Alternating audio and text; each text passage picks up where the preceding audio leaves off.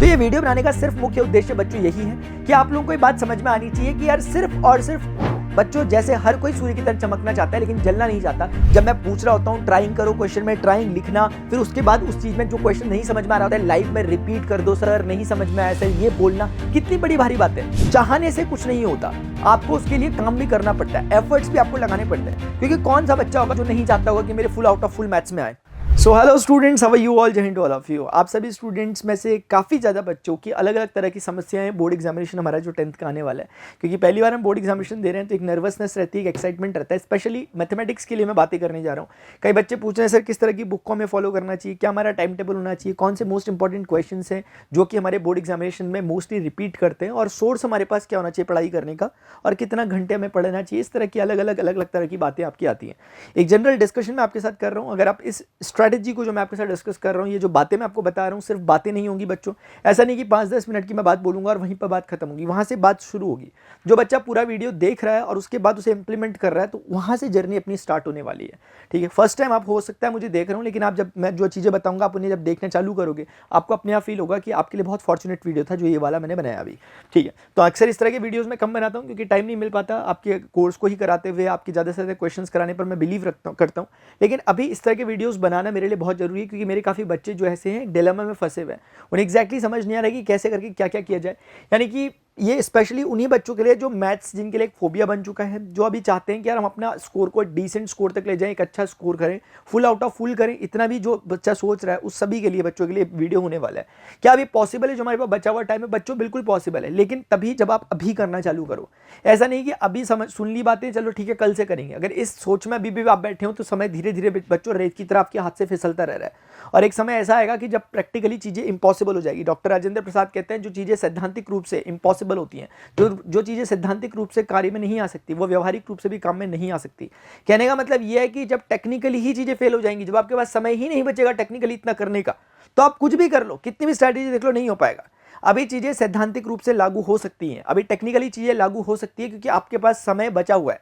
बस उस समय को अच्छे से चैनलाइज अगर बच्चों हमने कर लिया तो हमारा अच्छा रिजल्ट आ सकता है। एक एक करके बात करता हूं कि मैथ्स का पेपर कहां से आएगा। सबसे पहली बात यहीं से कर रहा हूं कि आप लोग पूछ रहे थे क्वेश्चंस कहां से आएंगे। एक बात मानकर चलो बच्चों, 60% पेपर तो ऐसा आएगा जो आपने देखे होंगे क्वेश्चंस, यानी कि ऐसे क्वेश्चंस जो आपने लिटरली बुक में पढ़े होंगे, एनसीईआरटी में पढ़े होंगे, एकदम से आप कर लोगे। लेकिन आप यकीन माने 40% पेपर ऐसा जरूर आएगा जो कि ऐसा क्वेश्चंस आएंगे जिसमें आपने क्वेश्चंस देखे नहीं होंगे। लेकिन इसमें घबराने की बात नहीं है, देखे नहीं हो क्या मतलब क्या होगा कि फिगर्स को चेंज किया जाएगा, छोटे मोटे बहुत छोटे छोटे चेंजेस किए जाएंगे 10% चीजों में।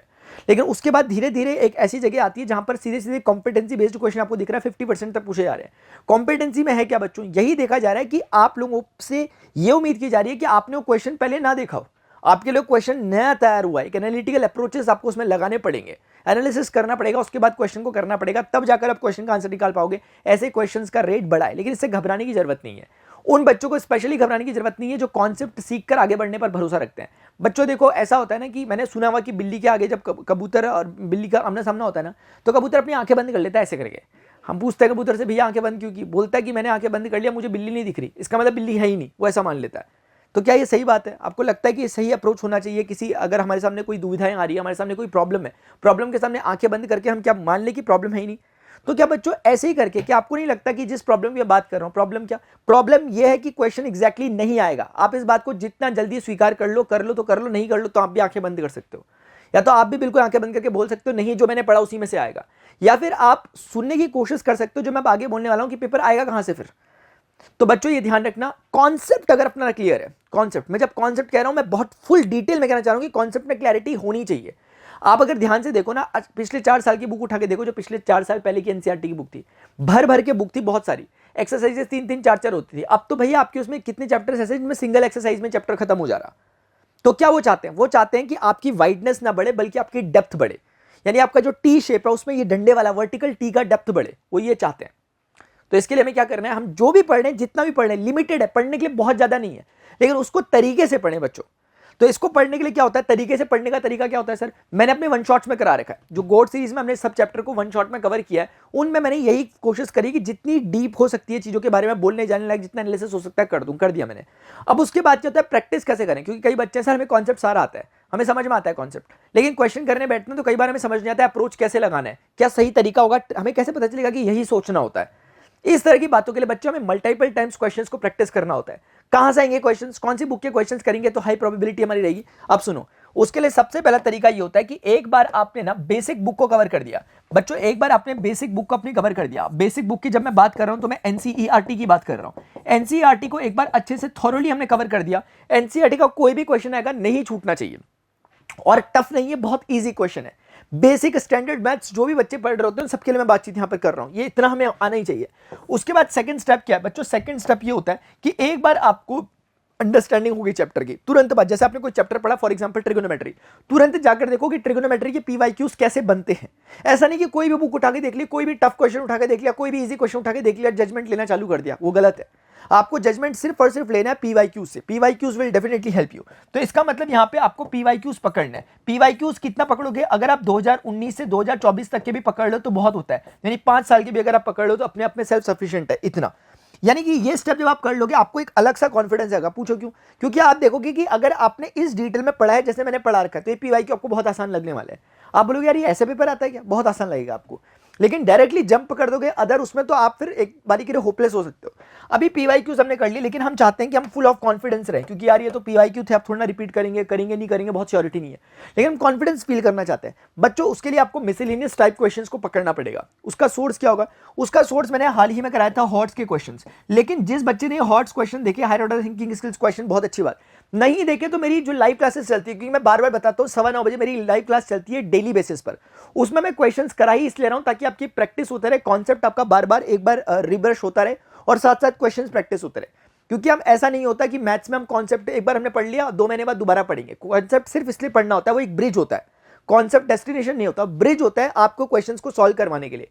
तो कॉन्सेप्ट को बार बार पढ़ने से बेहतर है कि एक बार कॉन्सेप्ट पढ़ा और मल्टीपल टाइम्स उसमें क्वेश्चंस रिपीट करते गए। जितने ज्यादा टाइम क्वेश्चन रिपीट करोगे कॉन्सेप्ट अपना तेजी से बिल्ट होता है। ये काम मैं यहाँ 9:15 बजे कर रहा होता हूँ। संडे को मैं रोज मैराथन ले रहा होता हूँ और आप उस मैराथन में देखोगे बहुत कुछ अच्छा होने वाला है। अभी पहले रिसेंटली सैंपल पेपर भी मैं डिस्कस कर रहा हूँ, चैनल पे बने रहना, आपको समझ में आएगा। फिलहाल ये हॉट्स वाले क्वेश्चन के लिए मैं ऑलरेडी करा चुका हूं, लेकिन स्टिल मैं कह रहा हूं अगर आपको वीडियो अभी भी मिल रहा है तो आप टोटली रिलाई कर सकते हो मेरी जो 9:15 की क्लास होती है उस पर, क्योंकि मैं उसमें वैरायटी ऑफ क्वेश्चंस लाता हूं, रैंडमली नहीं लाता। फिलहाल अभी मैं चैप्टर वाइज लाता हूं ताकि आप लोगों के लिए चीजें ऑर्गेनाइज्ड रहे, स्ट्रक्चर्ड रहे। क्योंकि मैं अगर एक बारी मैं रैंडमली उठा के कोई चैप्टर ले आऊंगा आपको समझ नहीं आएगा, एक कॉन्सेप्ट पढ़ लोगे तब तक दूसरे क्वेश्चन आ जाएगा। ये काम मैं करूंगा, लेकिन अभी अगले महीने से करना चालू करूंगा। फिलहाल जब तक मैं सेपरेटली कर रहा हूं बच्चों, इस चीज का एडवांटेज लेने की कोशिश करो। तो हॉट्स के एक टाइप के क्वेश्चंस होते हैं। उसके अलावा चौथा एक जो सोर्स बचता है, जो चौथा इसका पिलर है बच्चों, वो पिलर बहुत प्यारा है और उसका नाम है एनसीईआरटी एग्जाम्पलर। एनसीईआरटी एग्जाम्पलर, ठीक है। एनसीईआरटी एग्जाम्पलर में दिए गए क्वेश्चंस इटसेल्फ अपने आप में हॉट्स क्वेश्चन है, यानी एनसीईआरटी एग्जाम्पलर्स में दिए गए क्वेश्चंस अपने आप में इटसेल्फ हॉट्स क्वेश्चन है। तो हॉट्स की कोई स्पेशल डेफिनेशन नहीं होती। जब मैं हॉट्स कह रहा हूं तो हॉट्स में आपके ये आ जाता है कॉम्पिटेंसी बेस्ड क्वेश्चन, सब कुछ आ जाता है। ये केस बेस्ड क्वेश्चन, वो अलग से कुछ चीजें नहीं होती। आपका चेक किया आता है कि आपको सच में नॉलेज है कि नहीं, कि सिर्फ फॉर्मूला अप्लाई करके आंसर निकाल ले हो। तो इसलिए 3 स्टेप्स आपको फॉलो करने हैं। एक बेसिक्स एटलीस्ट आपको क्लियर करना है, पीवाईक्यूज हर हालत में करने हैं, और तीसरा स्टेप आपको एनसीईआरटी एग्जाम्पलर के सारे क्वेश्चंस करने हैं। इसके अलावा बच्चों आप बोलोगे आरएस करनी है, आरडी करनी है, मैं कहता हूं कुछ मत करो, सिर्फ इतना कर लो और ऐसा करो कि एक बार जो क्वेश्चन आपने करा हुआ वही क्वेश्चन एग्जाम में पूछ ले जाए तो आप उसे कर पाओ। क्योंकि इतना काम करने के बाद बहुत हाई प्रोबेबिलिटी है कि 99% क्वेश्चंस जो भी पूछे जाएंगे वो इसी में से पूछे जाएंगे। 1% को मैं छोड़ देता हूं टीचर के विवेक पर, जिन्होंने क्वेश्चन पेपर बनाया होगा। अदरवाइज 99% पेपर आपका सिर्फ इन्हीं सेगमेंट से बनेगा जो मैंने आपके सामने लिख दिए। और जो लेक्चर्स में ले रहा होता हूं समझना, इसके अलावा कोई क्वेश्चन बाहर से बच्चों आ ही नहीं सकता। क्योंकि जब मैं 3-3, 4-4 घंटे की मेहनत हर एक दिन आकर कर रहा हूं यहाँ पे क्वेश्चंस के थ्रू, और उससे आपके कॉन्सेप्ट बिल्ड कर रहा हूं, तो मुझे वो कॉन्फिडेंस पूरा है। और ये कोई फर्स्ट टाइम की बात नहीं है जो आपके साथ हो रहा है, ये चीजें पिछले कई सालों से देखता हुआ मैं आ रहा हूं। आपके लिए 10वीं के लिए नहीं, 11वीं के लिए और 12वीं के लिए इन सब बच्चों को पढ़ाता हुआ आ रहा हूं। तो इतना एक्सपीरियंस तो मुझे है कि क्वेश्चन पेपर कैसे बनता है, क्या बनता है, बस उसी की बात कर रहा था। पेपर लीक जैसी कोई चीज नहीं कर रहा। एक्चुअली मैं जो चीजें जहां से पॉसिबली पूछी जा सकती है उन सब चीजों को ईजी वे में आपके सामने रखते रहा हूं। पूछने वाले के लिए क्वेश्चन बनेगा कहां से? वो लोग भी तो इसी दुनिया के लोग हैं, वो भी तो क्वेश्चंस यहीं कहीं से उठा के टेढ़ा मेढ़ा करके बनाते हैं। तो उस एक्सपीरियंस का काम मैं आपके लिए कर रहा होता हूं। और आप डेफिनेटली देखोगे जो बच्चे लिटरली फॉलो कर रहे हैं, वो कुछ बच्चे तो समझ भी गए हैं कि हाँ ये अप्रोच सही है सर का, क्योंकि वो अपना खुद का रिसर्च करते हैं तो वो पाते हैं कि मेरा वाला जो तरीका है वो उनके रिसर्च में मैच कर रहा है। तो इसलिए काफी बच्चे लाइव में ऑलरेडी कनेक्टेड रहते हैं। जो नए बच्चे हैं सिर्फ मैं उनको यही कहना चाहूंगा कि एक बार लाइव में बैठने की कोशिश करो, जो बातें मैंने बताई उन्हें करने की कोशिश करो, पीवाईक्यूज को कवर करो, बेसिक्स को कवर करो, जिसमें एनसीईआरटी आती है, एनसीईआरटी के सारे क्वेश्चंस आते हैं, और फाइनली एनसीईआरटी एग्जाम्पलर करो। हॉट्स की सीरीज कर पा रहे हो तो बहुत अच्छी बात, नहीं कर पा रहे हो इट्स ऑल राइट, अभी भी आप कनेक्ट करो मेरे साथ, जो 7 वाली क्लास होती है उसमें भी बहुत सफिशिएंट रहेगा। तो ये वीडियो बनाने का सिर्फ मुख्य उद्देश्य बच्चों यही है कि आप लोगों को ये बात समझ में आनी चाहिए कि यार सिर्फ और सिर्फ चाहने से कुछ नहीं होता, आपको उसके लिए काम भी करना पड़ता है, एफर्ट्स भी आपको लगाने पड़ते हैं। क्योंकि कौन सा बच्चा होगा जो नहीं चाहता होगा कि मेरे full out of full maths में आए, हर बच्चा चाहता है, लेकिन हर किसी के आ क्यों नहीं पाते बच्चों। जैसे हर कोई सूर्य की तरह चमकना चाहता है लेकिन जलना नहीं चाहता, ठीक उसी तरीके से हर कोई बच्चा चाहता तो है कि मेरा स्कोर बहुत अच्छा हो, लेकिन उसके लिए रिक्वायर्ड जो स्टेप्स होते हैं उन्हें फॉलो नहीं करता। और रिक्वायर्ड स्टेप्स बहुत सिंपल होते हैं बच्चों, और कई बार ये इतने सिंपल होते हैं कि इसीलिए लोग इसे नहीं फॉलो करते। एक क्लास में आना, क्लास को ज्वाइन करना, कॉपी पेन लेके बैठना, जब मैं पूछ रहा होता हूँ ट्राइंग करो, क्वेश्चन में ट्राइंग लिखना, फिर उसके बाद उस चीज में जो क्वेश्चन नहीं समझ में आ रहा होता है लाइव में रिपीट कर दो, सर नहीं समझ में आया सर, ये बोलना कितनी बड़ी भारी बात है, कोई बड़ी भारी बात नहीं है, लेकिन इसको कंसिस्टेंसी के साथ लगातार लगातार लगातार करना बहुत बड़ा असर लाती है बच्चों। Small things make big difference. I hope आपको बात समझ में आएगी। नीचे कमेंट सेक्शन में जरूर अपनी क्वेरी बताना कि किस तरह की प्रॉब्लम आपको मैथमेटिक्स में आ रही है, और अगर आप लोग रेडी हो जो 9 o'clock की मेरी 9:15 की क्लास होती है मैथमेटिक्स की, उसके आने के लिए, तो आप जरूर लिखना। ऑल्दो मैथ्स के अलावा बाकी सारे सब्जेक्ट्स की क्लासेस होती हैं, आप एक बार चैनल में विजिट करोगे, जितने सब्जेक्ट्स हैं तो आपको अलग से कहीं जाने की जरूरत नहीं है, रिस्टार्ट विद मोशन में सारी चीजें होती है। लेकिन स्पेशली इस वीडियो को बनाने का मुख्य उद्देश्य मैथ्स के बच्चों को टैकल करना था, और आई होप मैं कर पाऊंगा। जितने बच्चों को बातें समझ में आई और जिन्होंने फर्स्ट टाइम वीडियो देखा, और एक बार पहले लाइव देख के आओ, लाइव में एक बार आधा घंटे का वीडियो को देख के आओ, और उससे समझ में आ रहा तो नीचे आके कमेंट में आके लिखो कि सर मैं डेली आने वाला हूं या डेली आने वाली हूं, क्योंकि मुझे बहुत प्यारा लगा आपका लेक्चर। बच्चों ऐसा लिखने की हो रही होती है। अभी के लिए इतना ही, मिलते हैं नेक्स्ट सेशन में। Till then good bye, see you, take care, जय हिंद, बाय बाय।